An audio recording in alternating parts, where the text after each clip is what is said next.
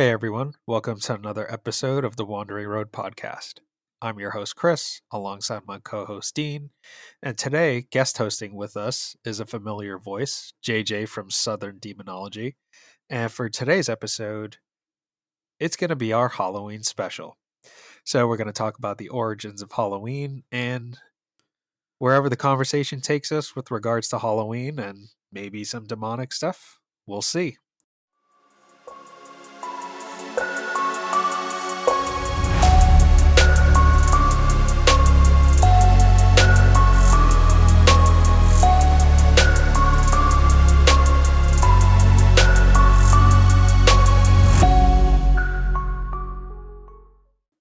And before we get started with today's show, if you would like to share your stories with us or be on the show as a guest, please submit your story to us at our email address, which is twroadpodcast@gmail.com. We would love to hear from you. We would love to speak to you guys. So if you want us to feature your story in an episode, so that's hauntings, whatever you've experienced, any cryptid encounters, alien encounters, ghost encounters, we'd love to hear from y'all. And the email address is twroadpodcast@gmail.com. How are you doing tonight, guys? How about you, JJ? Tired. It has been a hell of a week. No, I hear you guys. The lovely world of IT, right? Project management and all that fun stuff. Yeah, I was flipping between projects today, updating container definitions, revamping front-end websites, building Python backend retrofit scripts. It was kind of all over the map this entire week. So sounds like a bunch of shit I wouldn't want to do. But I enjoy it. Part of my work is really kind of leading customers to correct paths and helping them establish their own processes, in addition to being kind of like individual contributor and hands-on keyboard. So it's a nice blend of consulting and actual IC work. But let's dive right into it, guys. Now that we've gotten our work grievances out the way, I'm sure I feel a lot better. Halloween, aside from the trick-or-treating and all that costume jazz, what do you guys know about it? I'll go ahead and start with you, JJ. Probably more than any sane person would ever want to. Oh, good. I was worried because I don't have anything. You lead. It's an interesting blend. Because you have the tradition of All Hallows Eve or All Saints Eve, which is a celebration of the past martyrs and saints in which the church recognizes. And then you also have, a lot of conjecture that this is an blending and more than likely an appropriation of the church of more Celtic and Gaelic holidays known as Samhain, or most people just pronounce it here because they don't know, Samhain. And there's some interesting kind of blends from the two of those, but I'll leave it there. I'll let y'all continue because I don't want to dominate this conversation by any stretch of the imagination. Yeah, in my research up front, I will say that I was going to say Samhain, but Salmon, or how did you pronounce it? What was the original pronunciation? Samhain. Yeah, I feel like I've heard that before. So that was originally celebrated on like around the end of October, I think October 31st exactly, based off of some of my research. But like you said, it came from the declaration of like kind of an All Saints sort of day, like an All Hallows Eve kind of spectacle. But you said there's some overlap across the globe, which I find fascinating. And I just watched, we have a young kid and we just watched Coco, which in that movie, Coco is a Disney Pixar movie. They talk about the Day of the Dead. And Chris, you grew up in a Hispanic culture. So like, can you talk about the Day of the Dead at all? Is there any overlap to what you see in modern day Halloween? I'm not Mexican. Oh shit. Sorry, man. Is that Mexican? No, I thought that was okay. All right, guys, I'm going to get off. I'm going to get off now. Okay. You guys have a good night. Later. Dude, I would have made that mistake 100,000 times. I can't say a damn thing. That's what I get for trying to freestyle, man. I'm just like looking at my notes, like trying to go off and just riff, and it's not working at all. Let's pick it up in 3, 2, 1. Okay. No, okay, here is something that I know I can talk about because I'm not going to look like an asshole talking about it by accident. One thing I came across in my research is the spectacle of Halloween in America kind of started when I think it was even after the Pilgrims came, but it was basically like the Irish and the Scottish who came over to the US in I think the early 1800s or so. They brought with them this concept of carving vegetables to ward off evil spirits. And I think that there's some like really cool avenues that can be discussed there because there are so many cultures across the globe completely separate from this Halloween vein, where they create these carvings or whatever it's made out of, wood, vegetable, food, anything, to ward off evil spirits. And this kind of like ballooned into this idea in America that we can carve jack-o'-lanterns and pumpkins and whatnot. So do you guys have anything to like talk about with that aspect, with like warding off evil spirits and carving pumpkins or vegetables or anything like that? Yeah, so it actually started off in Ireland by carving turnips, believe it or not. And then once it kind of migrated its way over into the Americas, they chose the native kind of fauna, which would be a jack-o'-lantern. And you actually have the interesting folktale of Jack, who trapped the devil. We were just Y'all talking know this about this. folktale? It's so fun. The Jack dares the devil to climb a tree. He does so. He carves a cross at the bottom of it so he can't get back down. And then says that the devil can never take his soul. And so the devil agrees, and he lives a life of debauchery and sin. And as a result, when he dies, he can't get into heaven. The devil refuses to take him because of the deal. And then he launches a spit of fire from the depths of hell to Jack. He dodges it, but he preserves that little spark in a gourd. And that is the jack-o'-lantern. And they now wander the earth looking for a place to rest for all eternity. That is so fascinating because in my research, and I believe your story, like before I would say anything about what I've done for my research, but in the research I've done, it's exactly the same, except the story goes that he was in a bar, and maybe you've heard this rendition, but he was in a bar and the devil came into the bar and they were drinking together and the devil revealed himself to Stingy Jack, and Jack convinced the devil to turn into a coin to pay for their drinks. But instead of spending the coin, he kept it near like a rosary or some like silver cross in his pocket. And then the devil couldn't change back into the devil from being a coin. So eventually Stingy Jack cut the same deal you were talking about, where it's like, oh, I'll let you free. I'll let you come out if you agree to never take my soul.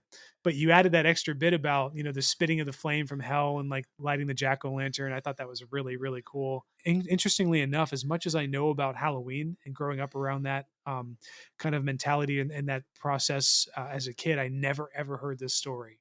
So it's just really weird how things kind of just fall off the map in terms of like the history of Halloween. Oh, yeah. And I'd never heard that rendition that you just spoke about. So that is, but I mean, there's a rich history of tricking the devil that kind of grew out of all of the Dark Age grimoires that kind of began, that were popular. In fact, one of the popes was reputed to be a black sorcerer and deal with all this stuff. So, yeah, it's always such fun times to talk about this stuff. So we know that in the past, the reason that they carved jack-o'-lanterns or the turnips or on vegetables and whatnot was to ward off evil spirits. Now, where did that concept come from? I always wondered. Well, you've got two sides of the coin. You have the church traditions in which it grew out of an idea that you wanted to honor the dead. And then it kind of morphed into this idea of Well, we're actually trying to remember the souls of the dead. And then that kind of morphed into, well, all people that died during the year, they remain until Halloween. And it's then that they have a chance to get vengeance upon their enemies before they then move on to the next world. And then it morphed again into, well, really, it's more about celebrating purgatory. And you had this idea of soul cakes, in which households that could afford it, they would bake these bakeries, and then they would hand out these soul cakes to people that would in turn worship or pray at their doors. And then they would eat the soul cakes as they were a stand-in for the soul itself. That's the church side.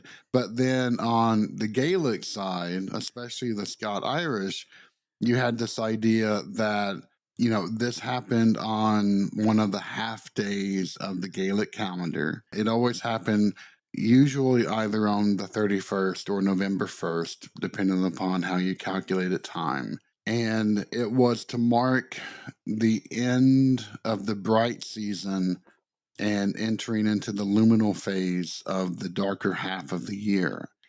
And it was a time in which fae and spirits could very well become much more active. And whether you cast fae as their own kind of unique, spirits, or if you cast them as ancient gods who had been forgotten and are now these twisted, horrible forms, either way, you know, it kind of mirrored to the same thing. And you would have elders who would dress in horrific garb in order to scare these things away. And then for the bonfires that would be lit at night, they would, younger people would smear their face with the ash in order to then also intimidate and to scare these things away from their doorsteps. And then you also have an idea of, in addition to guising, this concept of households that could, again, afford it would then offer food to the people that would come to their doors, and that would help to appease some of these deities that were out there. And it all kind of blended together. But I will say at the end of the day, I think we all know that Christianity is the ultimate opportunist when it comes to holidays. They will appropriate whatever they possibly could, because that was a very smart way of spreading itself across many different, different traditions and histories. And it, and we get a hodgepodge of things now, but right. Yeah. I always wondered about that, because it's like immediately right after Halloween is All Saints Day, where we all like everybody prays for the saints. Yeah. Like we're gonna go pray for the dead and visit cemeteries. So it's like the church is like, we'll let you keep your pagan shit, but this is what it's really about. It's about the saints. Mardi Gras. Yep. Even in like the 15th century, you had hugely negative reactions to the traditions that were being established for All Saints Day and for Halloween. The Protestants would sit there and complain that, oh my gosh, what you're doing is, devilry. You're actively conjuring up the devil.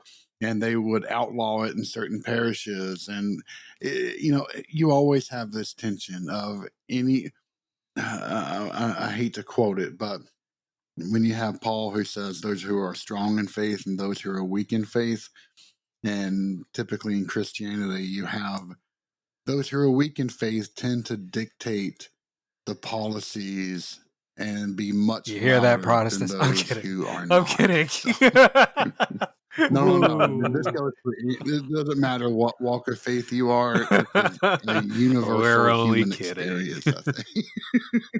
JJ, this is what I'm talking about. Like having someone like you on who has just a depth of all this understanding. You just opened up so many cans of worms that I want to touch on, but I won't touch on all of them. I'll save some of them for later. But the one thing, like kind of a side joke, just like you were saying how like, oh, if you could afford it, you could do something that would save or protect your family from evil spirits. It's like, oh, the rich get all the breaks. God damn, they always get all the breaks. If you're poor, you're just going to get cursed and, screwed over more and more, which, I got to wonder if there's something to that with the whole like debt trap concept of like people who are like really indebted or they're just really poor. It's just this cyclical, it's just really difficult to escape out of. So that's very interesting and that we'll save for another day. But the one thing I wanted to bring up that I'll choose to bring up from this whole conversation or everything you brought up, this idea that the church will take something, or the Catholic Church will take something, or I guess it could be anybody. It could be any religion, I guess, based off of if you go back in history a long enough time, like we were talking about Zoroastrianism and Hinduism kind of working off each other and whatever.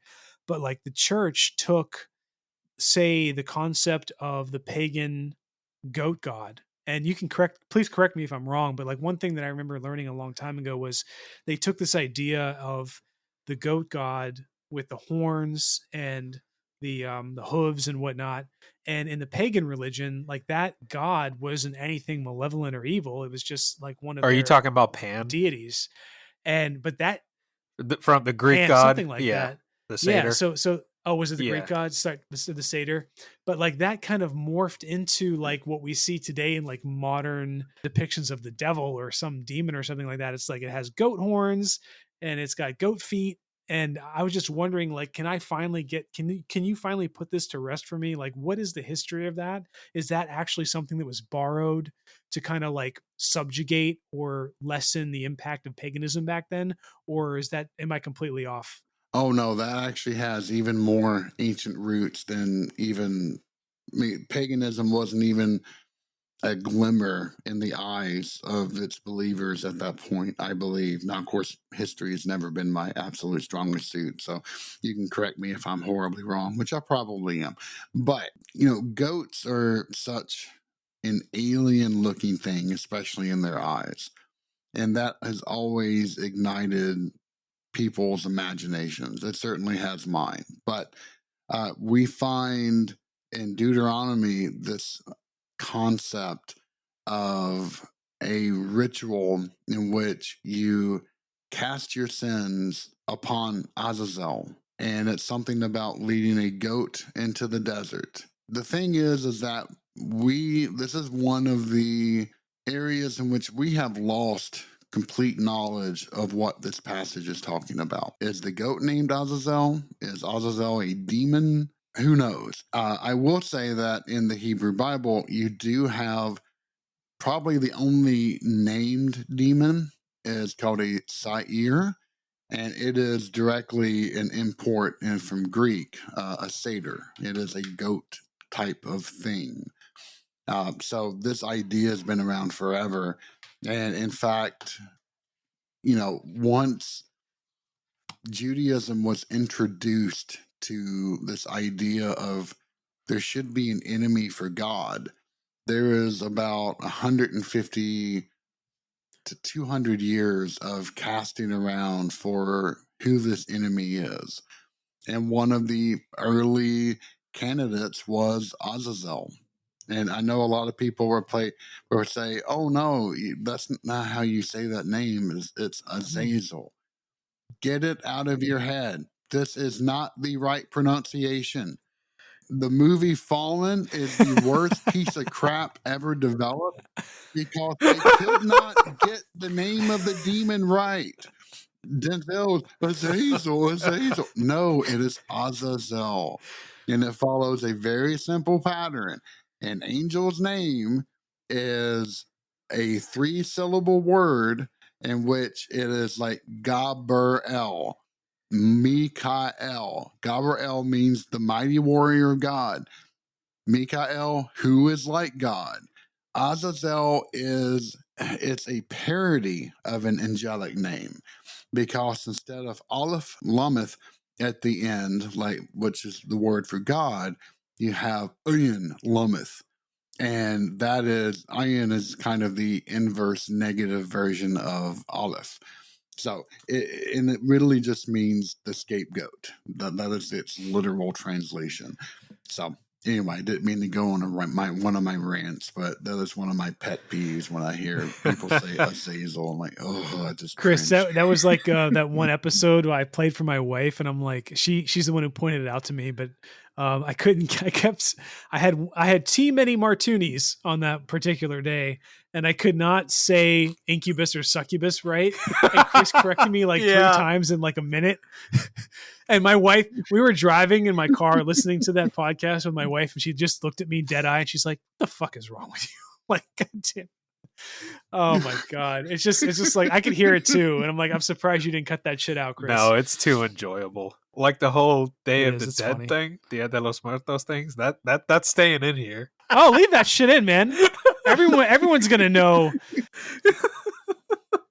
So, with regards to demons and the concept of Halloween in the Judeo-Christian concept, the modern like context of this, you know how they're always damning Halloween, saying, "Oh, this shouldn't be celebrated. You're welcoming Satan, the devil." Is that just a fairly modern concept, or is that something that has been prevalent for a while? Do you guys think? That's been prevalent since at least the 15th century. So there's nothing new in that idea. This whole idea of making hell houses in response to Halloween, I don't know about that. I don't care to look enough into that particular history, but the idea that, you know, all of this is of the devil, and if you participate, then you're damning yourself to hell. I'm sorry, I graduated from hellfire and brimstone speeches after leaving the Protestant church, so I don't pay too much attention to that anymore.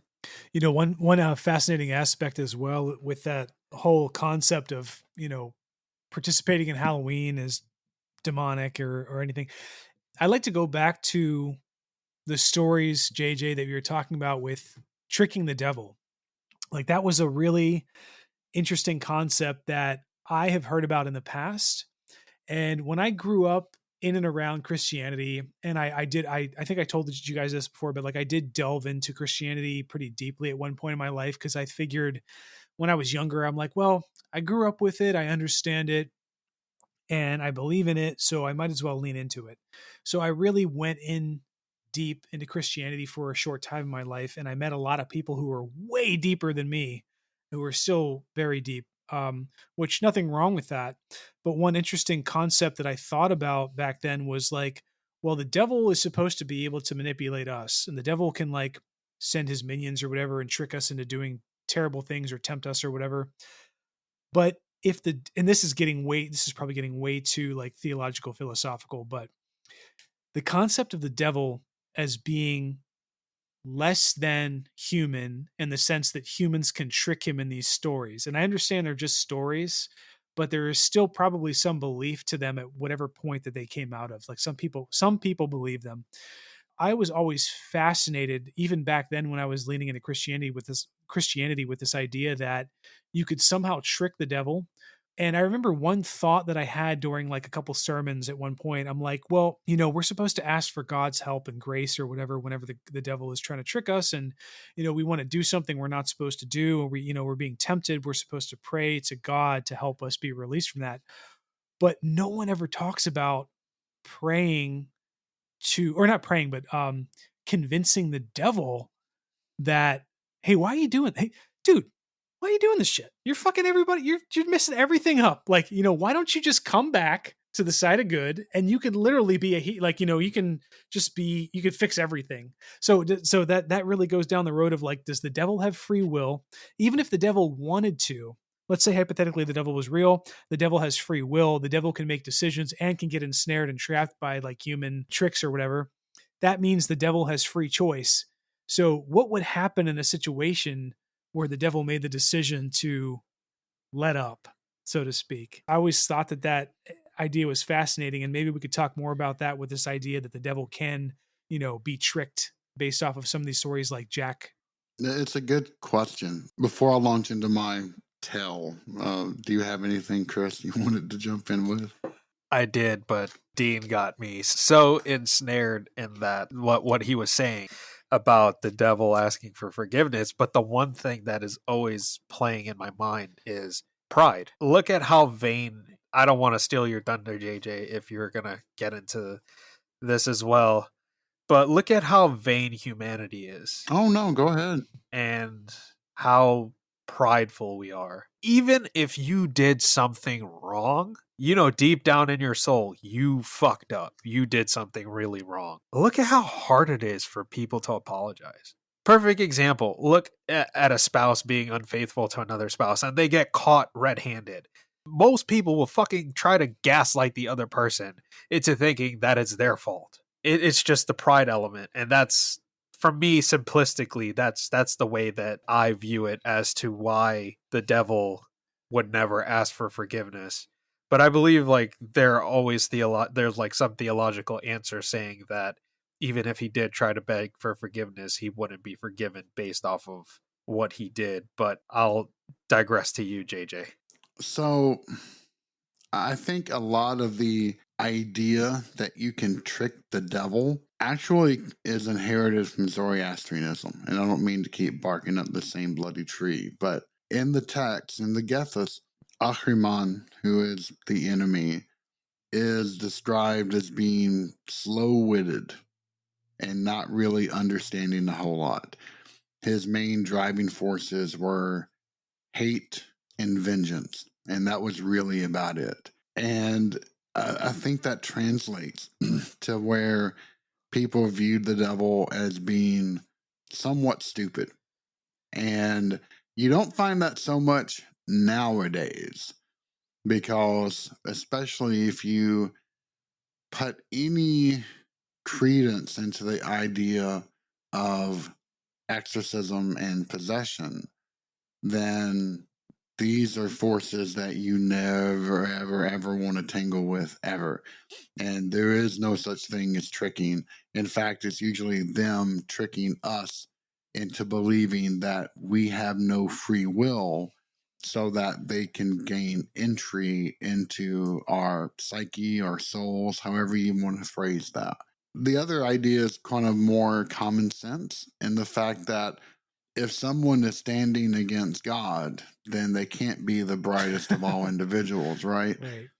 I think that the movie, now I know that you just recently saw this, Chris, Nefarious, had such a fantastic take on that intractability of changing positions. And I loved its description of that. I really did. It truly resounded. I'm like, yeah, that's a very Milton kind of concept to espouse, but yeah, I could see that.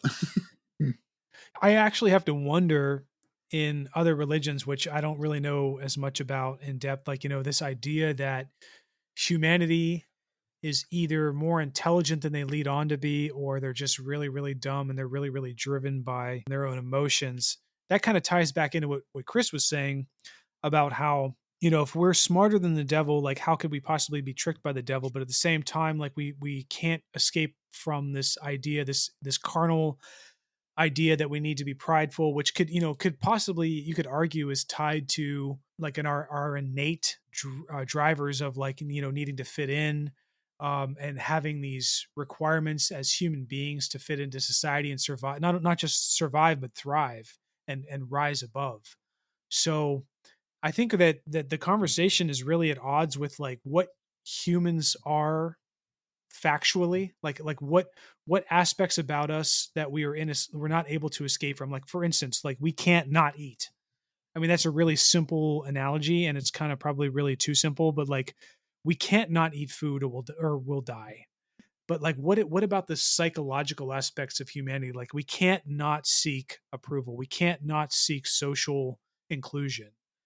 So that, I mean, it kind of gets to like a Socratic argument, or like something that's really philosophical, where it's like, well, how much is too far on the spectrum of like one way or the other? So like there's like brash and there's brazen, but in the middle it's like heroic.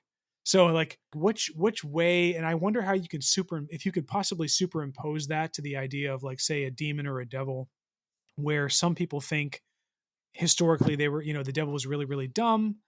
But like you were just saying, during like modern exorcisms, you wouldn't want to tangle with demons and devils because they will try to trick you to even giving up your free will or tricking you to thinking you don't have free will.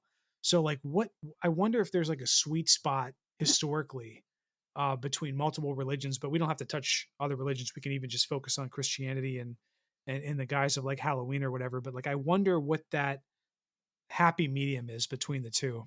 That might just be bullshit. I just was kind of riffing there. No, it's not bullshit at all. Do you know the concept of a dialectic? I've heard of that, but I'm not familiar exactly what that is. Can you explain? So a dialectic are two polars that give meaning to each other and cannot be separated from each other as a result. For example, Karl Barth, who's probably one of the three great Protestant theologians of the 20th century, alongside Rudolf Bultmann and Paulus Tillich. And by the way, Paulus Tillich was the biggest horn dog pervert. He was infamous for this stuff, even to the point of cheating on his wife on their wedding night, of all things. But yeah, Barth in his epistle to the Romans, I don't think it was the Church Dogmatics, although it could have been. But anyway, in the epistle to the Romans, he writes about this concept that you have those things that belong to the divine, and then they are weakly reflected on earth as lesser things. So you have a church on earth, but you have the divine church in heaven. You have justice on earth, but then you have true morality in heaven. And, these things mirror each other. It's just that ours is a much weaker sauce version than what you find undiluted in heaven. And then you have the inverse of all of that would appear in hell. I've heard it described that by some exorcists that demons, when they were stripped away from God, they still had that inbuilt need for communion, of singing the praises of something, but it was horribly, horribly twisted to the point where now they're not singing praises, but they are communing with humanity in order to corruptify and to filthify them. I don't even know if those two are words or not, but you have to forgive my vocabulary in this case.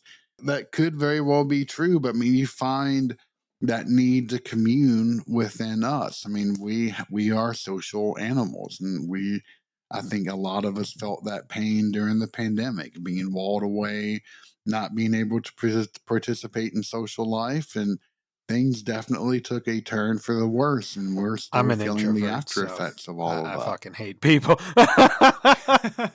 I enjoyed not having anyone on the roads at all.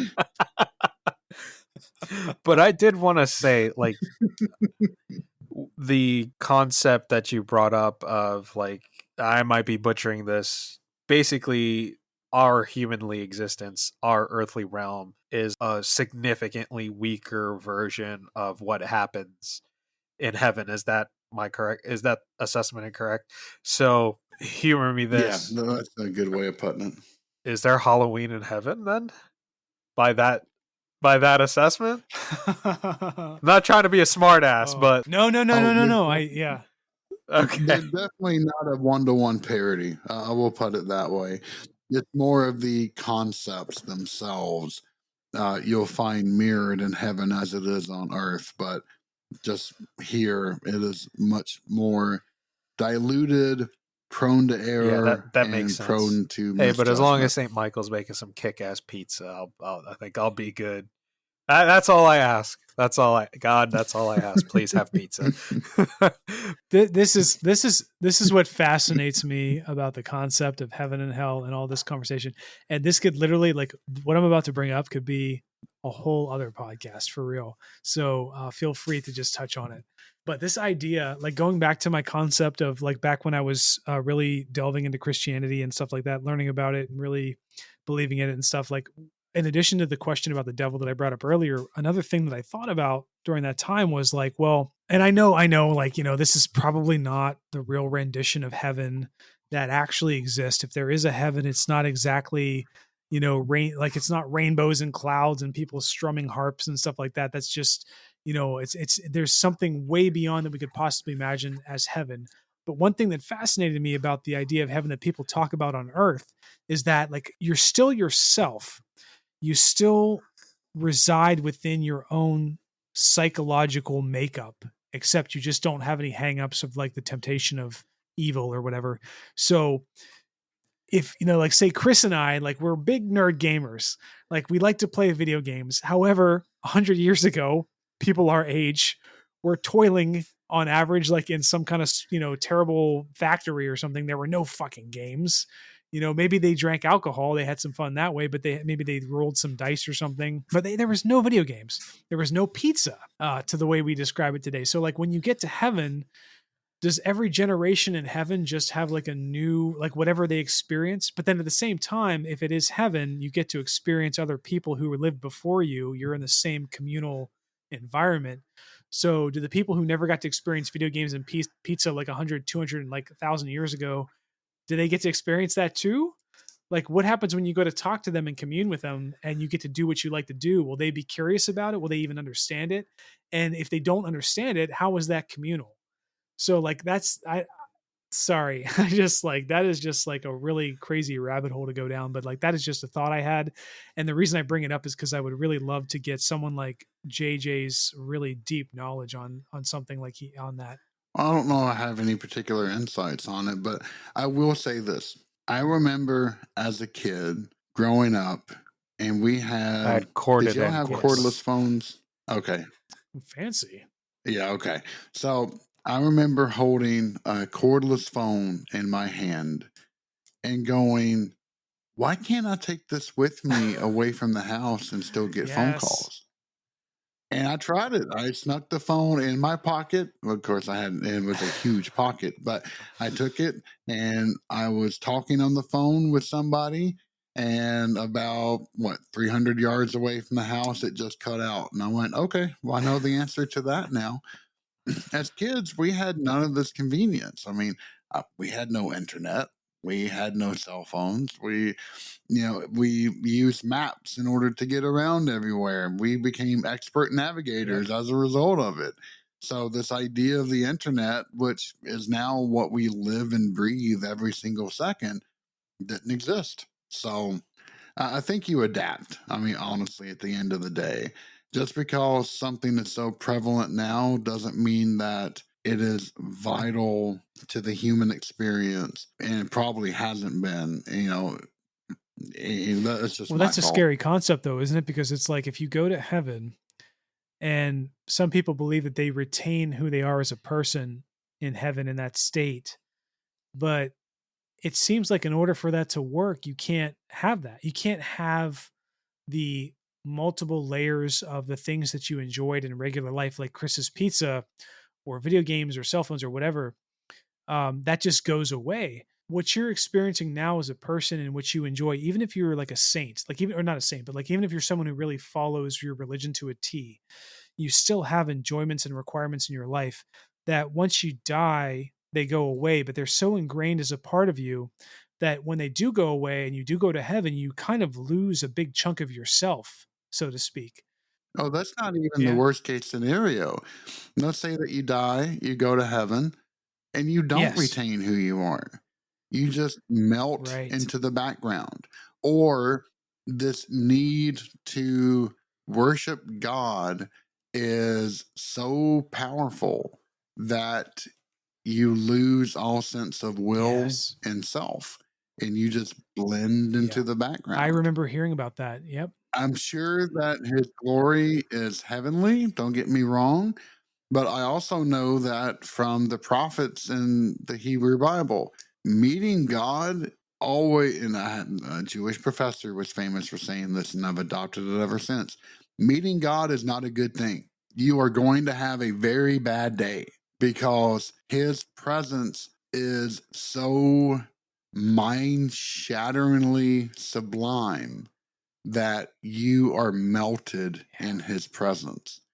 In fact, it usually takes some form of protection to be able to retain your sense of self in that meeting, whether it's a lump of fire in your mouth to distract you or some other protection. If it was just you would be Here's an obliterated. interesting and crazy, creepy thought. Maybe that is why humanity exists. You know, like we kind of need that, so to speak, trick of the devil, or that kind of pulling away from God just enough, like it's a fire in the mouth, to where we don't lose ourselves, but we can still appreciate divine. And last thing I'll say, Chris, I saw you lean in. I'll let you, sorry, man, I'll let you talk. But like the last thing I want to say is I remember meeting people who were ultra Christian back when I was leaning into it.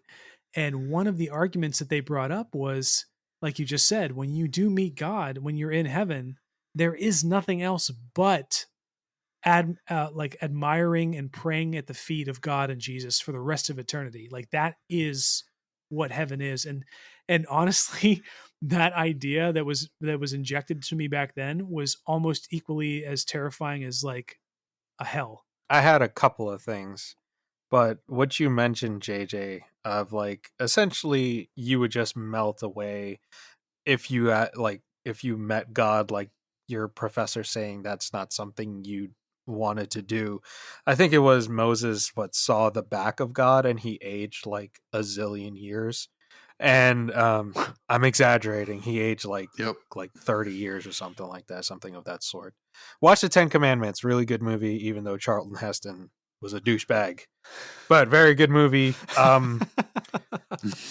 You really are the king of Yul kings. Brynner, great actor. His portrayal of Ramses was amazing. In that concept, it's hard for me to wrap my head around that notion in that sense, because to me, I think when you pass away and your soul leaves your body, wouldn't that put you on some sort of existence in which, Dean, I think we talked about this before, the possibility of when your soul leaves your body, all the knowledge that exists, everything that exists comes back to you. And then you have a full understanding of the universe, the afterlife, heaven, hell, whatever. Wouldn't that be kind of, I'd say, like really, for lack of better terms, really shitty? Like you die, you go to heaven, you go see God, and all you do is just, prostrate all day. Like you don't to me personally, heaven, my idea of it would be I would go there and you would meet your creator, and him being all loving and all forgiving, and it sounds like this really great parent until you piss him off, which is understandable, that it's someone like you would have like these philosophical conversations with for all eternity. That's something I would hope to do. Like I would ask all of these questions. Like, okay, why is this way? Why is that way? And if the answer is I can't tell you that answer because your whole existence would explode into nothingness because it's too complex, then I understand that. But like you guys said, the whole concept of just going up there, your soul getting there, and then everybody just blends in. Doesn't that defeat the purpose of having free will right now? Yeah, I see. I hope I'm not blaspheming, I see what you're saying. but yeah, it's No, I think it does. I mean, and if I don't know how much stock you would put into this, but I've interviewed, individuals that have had near-death experiences, people that have been to hell and come back to talk about it. And you find the invert. I mean, and those are very rare. Those are like 3% of all at least documented cases of near-death experiences. And by and far, they are much happier. They go to a bright place. They don't go to a hospital in which is filled with demons that are aiming to eat them at every stretch of the imagination. But if you take those stories to be real, then you do retain who you are. You do get to see all of your past loved ones, etc.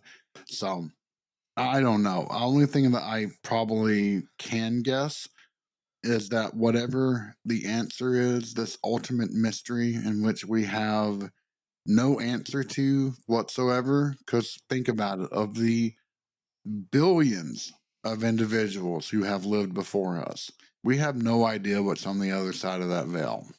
And I doubt that we ever will. But whatever the answer is, it is probably a crap ton more complex than we could ever imagine. And that's the direction that science is leading us. The more advances we make, the more we realize how complex everything is.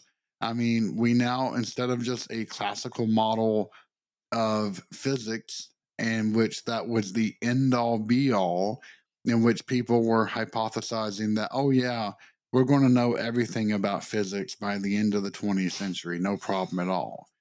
And then quantum mechanics became involved, spooky action at a distance, as Einstein called it. We find out that the vacuum of space, even if it's empty, is never empty because of quantum particles that just randomly appear and disappear.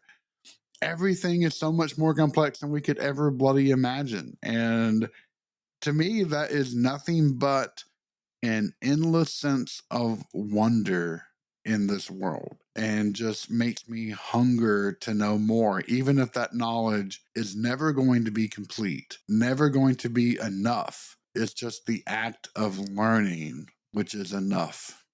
But that's just a nerd talking to you. No, by that's, the way, I so think don't that's know. great. And here's a crazy thought that I think is really related to what you just said. And that was a great breakdown. But, you know how, like, for instance, in the Hebrew, the Torah leading into the Old Testament, and the Old Testament leading into the New Testament and the new covenant with God, I always thought about, like, well, okay, if there's a point in human history where there's a new covenant with God, that means that the rules have changed, or something has evolved, something has manifested into another level, that God has created this new um, degree of understanding, this new covenant with man or humankind or whatever.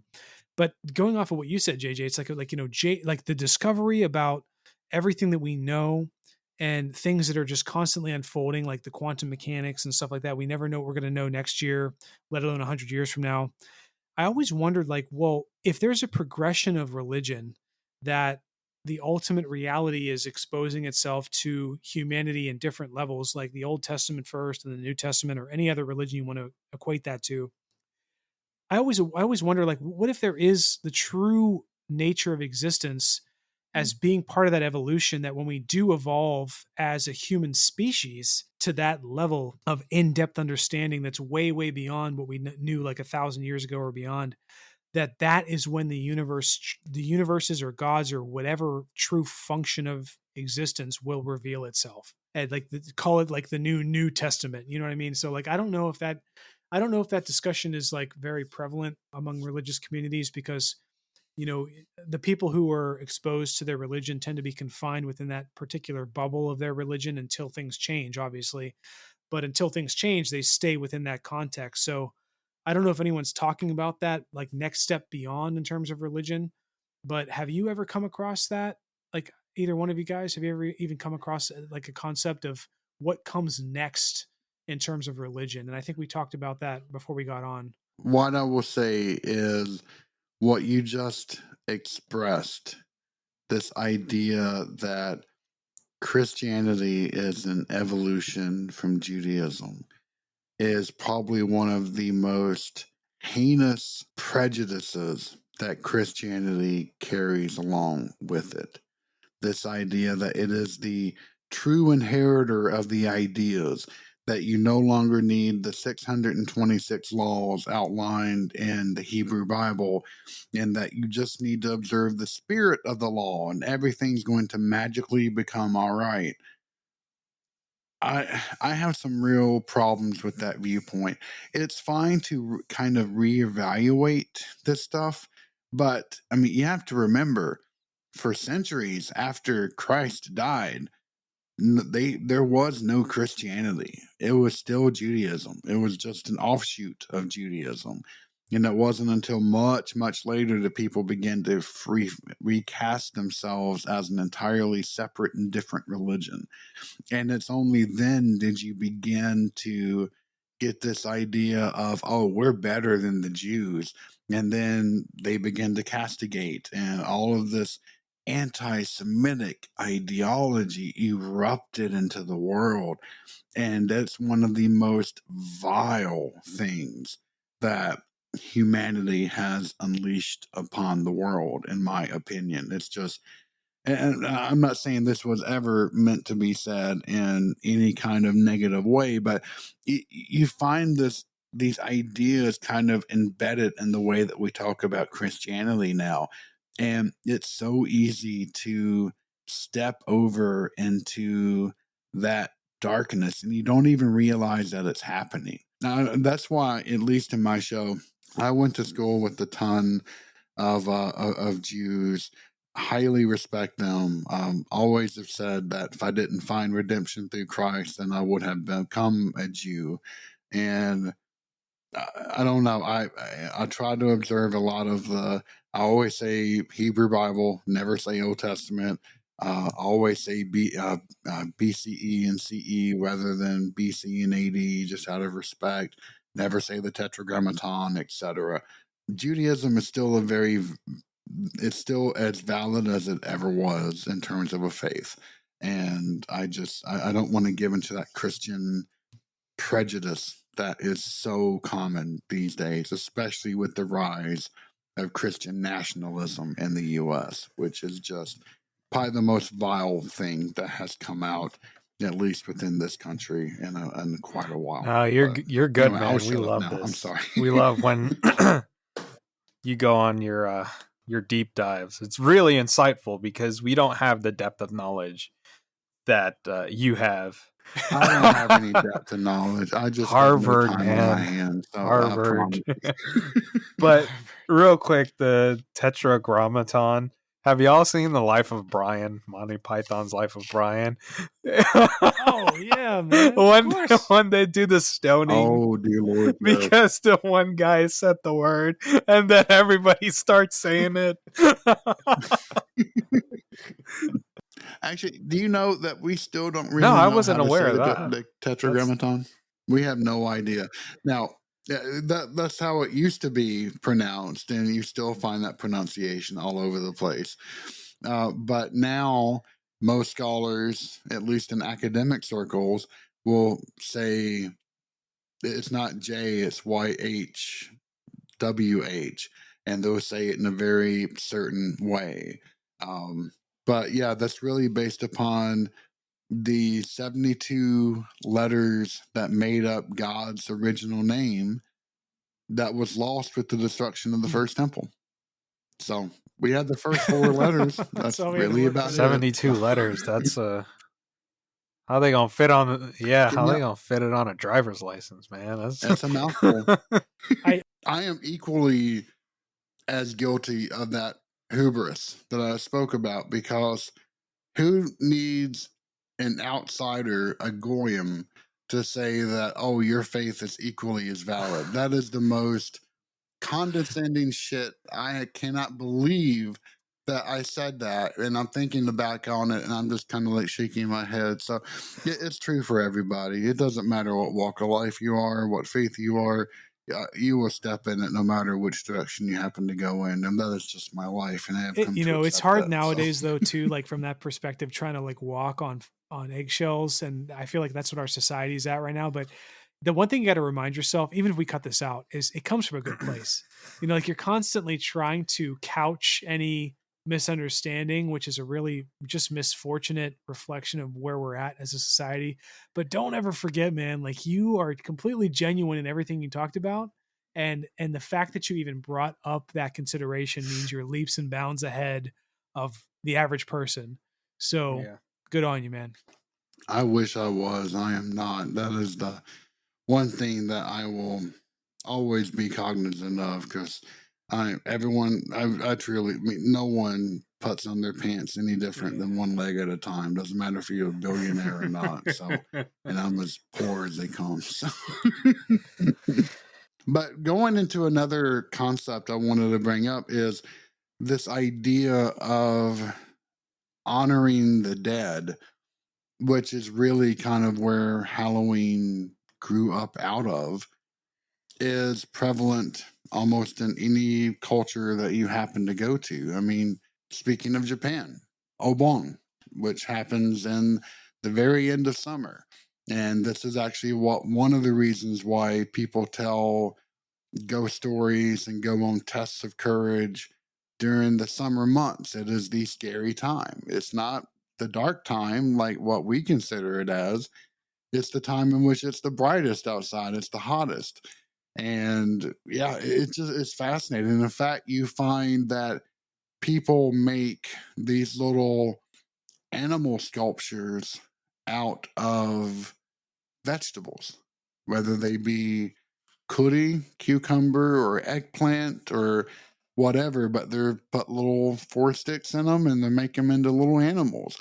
And they're usually left on shrines in order to not ward off evil spirits, but rather to celebrate the dead and to give them mounts to ride upon and food to eat.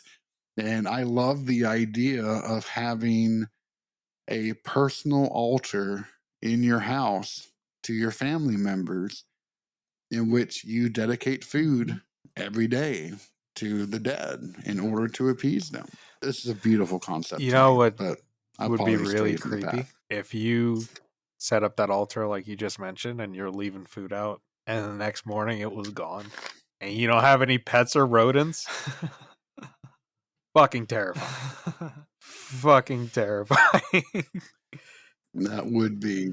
But hey, that's better than what they used to do in Fayum, which is a region of Egypt. They had the most advanced art style known. They had portraitures done before you died, usually in your youth, and you would hang them up in your house. And then when a person died, you would take them back to an artist and they would paint celestial jewelry on you to indicate that you have died. And you would take the mummy back home with you for a year and you would wheel it out to the dinner table when you eat your meals and it would have the portrait taped to their head. And you honored the dead for a year. And these Fayum mummies, they're beautiful portraits. In fact, it looks like the paintings look like they came out of Victoria, England. They are that advanced.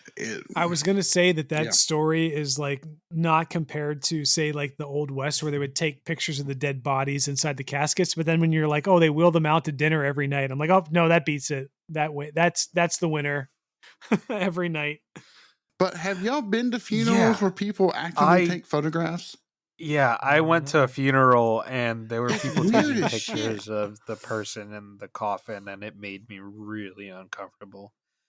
I'll just leave it as that. I'm not going to out anybody. Interesting. But now that you mentioned the whole thing of they would like take the mummies back home with them, it reminds me I was watching a documentary. It was on Netflix about death and customs of death, and this ties into the like our Halloween special about, you know, honoring the dead and whatnot. But there is this culture, I forget in what East Asian country, but they actually dig up their relatives and like change their clothes and give them jewelry and whatnot. I forget where they do that, but I found that really fascinating.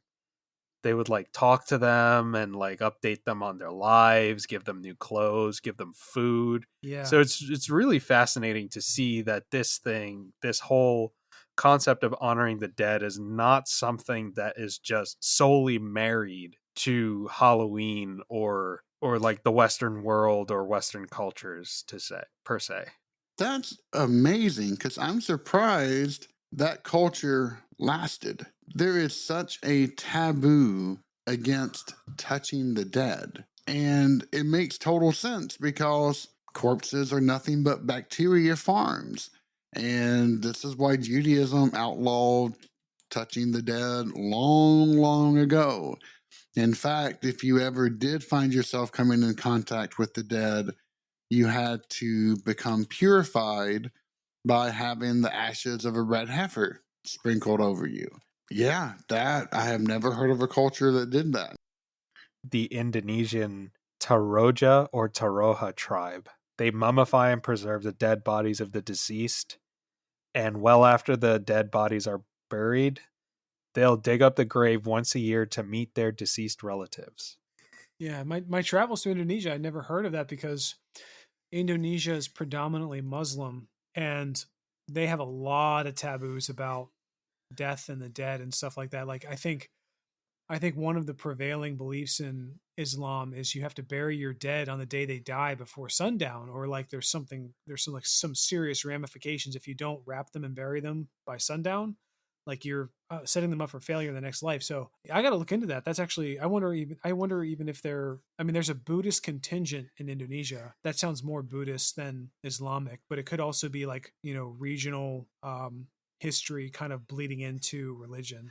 What did you call them again? I think Taroja. It's Taroja. Taroja. So that's the name of that tribe that does that, which is really interesting.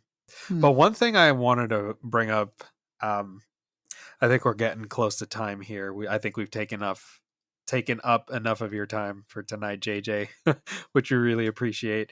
But the concept, I randomly thought of this when we were talking about heaven, hell, the devil, and demons.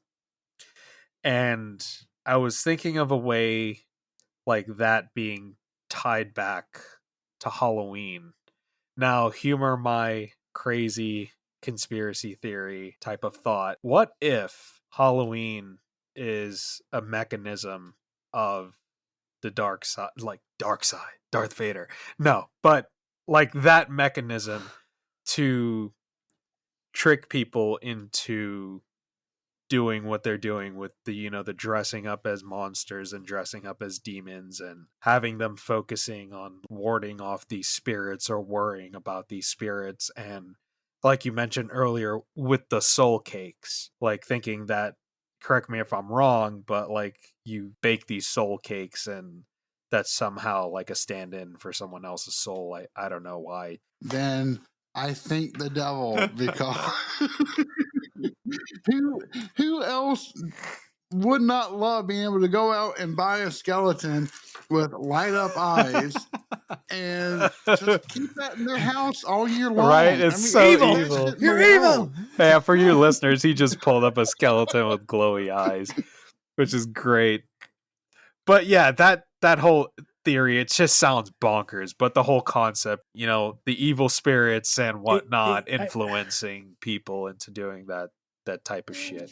I feel like in order to buy into that, you'd have to go back through human history and all the different religions and all the different layers and say like, well, why is it not synonymous across all of humanity? Why are only some evil spirits giving power over some people who believe in Halloween or Christianity or whatever? Like, you know what I mean? So it's like, I wouldn't get too caught up on that worry.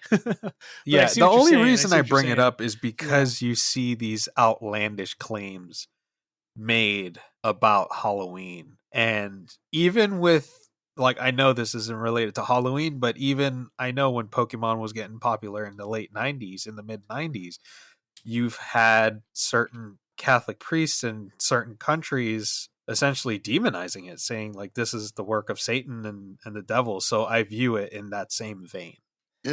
That's kind of a offshoot of the satanic panic that really dominated in the 80s more so than any time else. Dear Lord, D&D was of the devil. Everything was of the devil. And you couldn't escape it. I mean, heck, I'm not going to go into that, but I had family members actually, because I like to play D&D, told me I'm going to go to hell because you like playing that devil's game. Yeah, come on. It's funny. I was going through YouTube and I was trying to look up like interviews with like exorcists and stuff like that. And when you do that, you kind of land on the super uber evangelical side of some of these interviews, and they were talking about D&D and Baldur's Gate 3 and the dangers of, you're like invoking a spirit of something. It's like, no, I'm creating a character. I'm not invoking a spirit. I'm not calling in freaking Beelzebub. I'm not calling in Asmodeus to be my freaking paladin. Like, what the fuck is wrong with you people?